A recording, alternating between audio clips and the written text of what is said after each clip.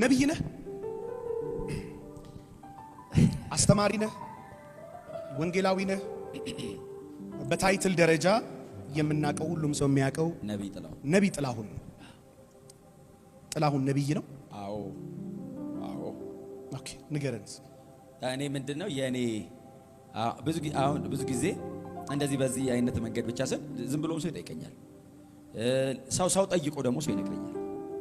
በጣም አላቅም እንግዲህ የኔ የአገልግሎት ኦፊስ ለምን ይሄን ያህል ብዙ ሰው እንደሚጠይቀኝ ባላቅም፣ ምክንያቱም ለምንድን ነው መሰለ የተለመደ የነቢያት አገልግሎት አለ። ቴንክ ዩ። እኔ አሁን የተለመደ የነቢያት አገልግሎት አለ። ቀጥሎ ደግሞ መጽሐፍ ቅዱስ ላይ ያለ የነቢያት አገልግሎት አለ።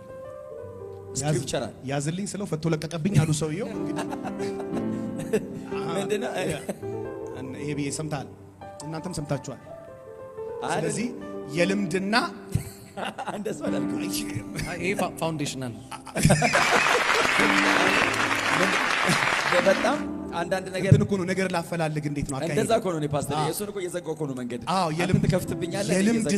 የልምድ ብሏል ብዬ ልክ የልምድ አዋላጅና ፕሮፌሽናል አዋላጅ እንደሚባለው አይነት ነገር እንደዛ አሁን ይቺንም እንኳን እንዲህም እያብራራን የሚወስዷት ሰዎች ይኖራሉ። ትክክል አሉ። ግን እኛ ክሊር አሁን እኔ ክሊር መሆን አለበት ብዬ የማምነው መጽሐፍ ቅዱስ ላይ አሁን ትንቢት የተናገረ ሁሉ ነብይ አይደለም። መጽሐፍ ቅዱስ ላይ ሰው መንፈስ ቅዱስ ለመቀበሉ ምልክት ትንቢት ተናግረዋል። ጳውሎስም ኤፌሶን ከተማ እጁን ሲጭን በልዩ ቋንቋ መናገር ብቻ ሳይሆን አንዳንዶች ደግሞ ትንቢትም ተናግረዋል። ነቢያት ናቸው ማለት ላይሆን ይችላል። ትንቢት የሚናገሩ ሴቶች ልጆች ነበሩት ይላል። አሁን ነቢያት ናቸው አይልም። ትንቢት የሚናገሩ ሴቶች ልጆች ነበሩት ይላል። በጉባኤያችን መካከል ለአንዳንዶች ትንቢት መናገርን፣ ለአንዳንዶች በልሳን፣ ሌላውን ደግሞ መተርጎምን ኮንግሪጌሽናል ጊፍቶች አሉ።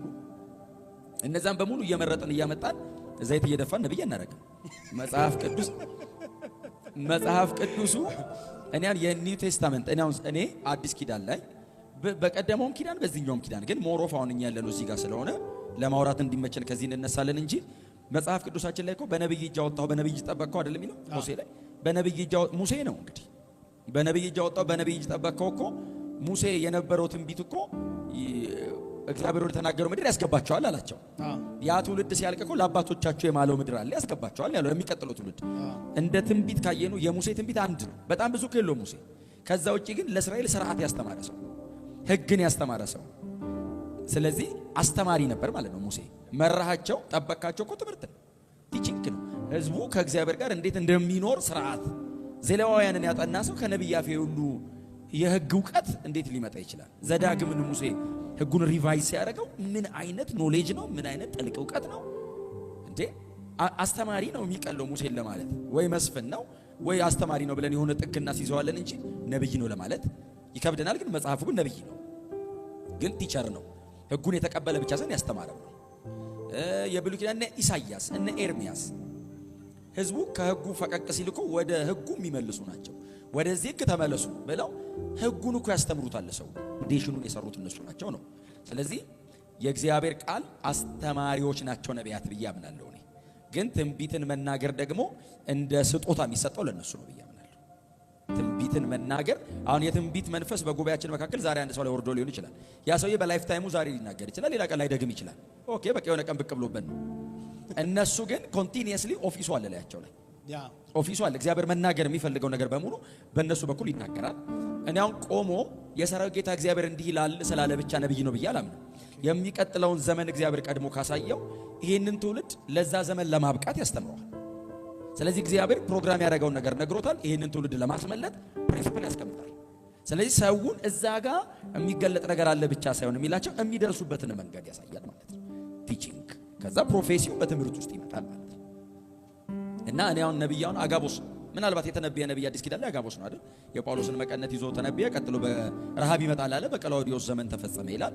ከዛው ጫው ሲላስ ነብይ እየመከረና እያስተማረ ይዞር ነበር ነው የሚለው። he was a prophet ግን የምክር ቃል ነበረው፣ ያስተምር ነበር። እነ ጳውሎስ እኮ የነቢያቱ አገልግሎት እኮ ደርቦ እኮ ይሰራባቸው በመጨረሻው ዘመን እያለ እኮ ይናገራል። እንዲህ አይነት እንደሚመጣ አወቁ ይልና ግን ካራክተሩን ያስቀምጠዋል። ተጠበቁ ይላል። ቲቺንግ ጋር እና እኔ የእግዚአብሔር ቃል የሌለው አገልግሎት የነቢያት ነው ለማለት ፓስተር ይከብደኛ እጨነቃለሁ። እንዴት አጋጣሚ አይደለማ ትንቢት ወደ እግዚአብሔር ቃል እኮ መመለስ ነው። እኔ አይደል? የትኛውም ነገር ከሆነ እኮ ስታንዳርድ አለ። ወደ ስታንዳርዱ ነው የምታመጣኝ አንተ። እኔን ወደ ስታንዳርድ ለማምጣት አንተ ውስጥ መኖር አለበት መለኪያው። እንደ እግዚአብሔር ቃል ሲሆን ነው አፍተር ኦል ትንቢትም የሚሆነው እንደ እግዚአብሔር ቃል ፈንክሽን ሲያደርግ ነው ሰውየው ነብይ የሚባል። ስለዚህ ወርድ ኦፍ ጋድ የሌለው በአጋጣሚ ብቻ አጋጣሚዎችን እየነገርኩ ያኖርኩ ነብይ ነኝ ብለ ሊቀበለኝ ይችላል ሰው። ግን እግዚአብሔር ቃል ላይ ማስቀመጥ ነው። ጠሎ ይወርዳል አይወርድም። በአሁን ምንድነው መሰለህ እኔ አሁን ሳነሳ በእውቀት ቃልና በእግዚአብሔር ቃል መካከል ያሉ ሚዛን ያጡ የአገልግሎት መልኮች ናቸው ግራ መጋባቱን የፈጠሩት ብዬ እላለሁ። እንደኔ እንደ አንድ የእግዚአብሔር ቃል መጋቢ የእውቀት ቃል ፓርት ኦፍ ፕሮፌቲክ ሚኒስትሪ ነው። የእውቀት ቃል ነው የምንለው እሱ በተለምዶ መገለጥ የምንለው። የእግዚአብሔር ቃል ዘላለማዊ እውነቶችና ሊሻሩ የማይችሉ ደግሞ በቀጣይነትም የምትመሰረትባቸው፣ የምትገነባባቸው፣ የምታገለግልባቸው፣ የምትታነጽባቸውና የምትደርስባቸው የሙላትህ ጥጎች የምትዳኝባቸው ችሎትህ ናቸው። ማንኛውንም ነገር የምትመረምርባቸው እና የምትለካባቸው ቱንቢዎችህ ጭምር እግዚአብሔር ቃል ላይ አለ። ግን አሁን በእግዚአብሔር ቃልና በእውቀት ቃል መካከል ያለውን ነገር ማጋባት ነው የቸገረው እና እነዚህን አጣምሮ መለየትም ማስኬድም ነው የቸገረው።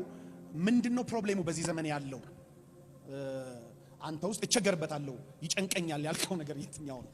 ምን መሰለ ፓስተር፣ አንዱ በጣም መሰረታዊው ነገር የእውቀት ቃሉም እኮ አሁን ጌታ ኢየሱስ ክርስቶስ እና ያችን ሰማራዊት ሴት ሲያገኛት እሱን ነበር የሚጠቀመው።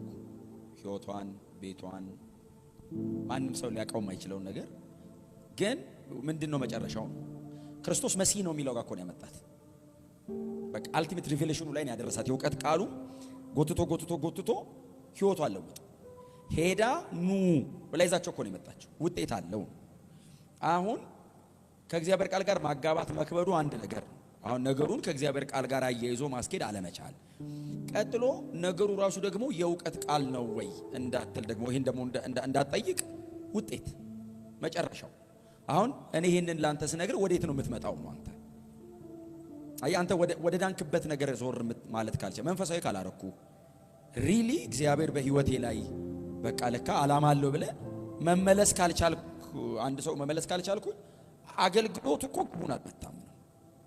እኔ ሁሌ ቻናላችን ቼክ መደረግ አለበት ብዬ አስባለሁ። ክፋትም የለው። አየ በጣም በኤክስፒሪየንስ ብዛት ላገኘህ እኮ እችላለሁ። በኤክስፒሪየንስ ብዛት በጣም በኤክስፒሪየንስ ብዛት ሰርች ባረጋ አሁን እኔ አንዳንድ ነገሮችን ብናገር ላልስትህ ይችላል። 10 በሞክር 7 ላገኛል። አሁን ኢትዮጵያ እኮ ነው የምናልፍበት እኮ ኮመን ቻሌንጅ እኮ አለ። እውነቴን እኮ ነው የምልህ።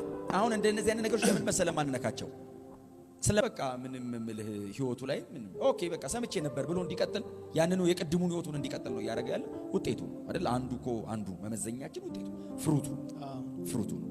ስለዚህ አንዱ ችግር ቅድም አንተ በጣም አጠንክረህ ያነሳው ከእግዚአብሔር ቃል ጋር ማዋሃድ ማጋባት አያይዞ ማስኬድ አልቻለም። እንደ እግዚአብሔር ቃል ነገሩን ማስኬድ አልቻለም። ቀጥሎ ደግሞ ነገሩ ነውም ካልን ደግሞ ፍሬውን ስናየው በጣም ፒውርሊ እግዚአብሔር እያለፈበት እየሰራ ያለ እኮ አለ። በዚህ አቅጣጫ እየሰራ ያለ ግን ደግሞ ብዙ ጊዜ ደግሞ ብዙ ሰዎችን እንደውም ዲስአፖይንት ሲያደርጋቸው እናገኛለን። ዲስአፖይንት ሲደረጉ ሁሉ እናገኛለን። እንኳን መንፈሳዊ ሊሆኑ ይቅርና በጣም ዲስአፖይንት ሆነው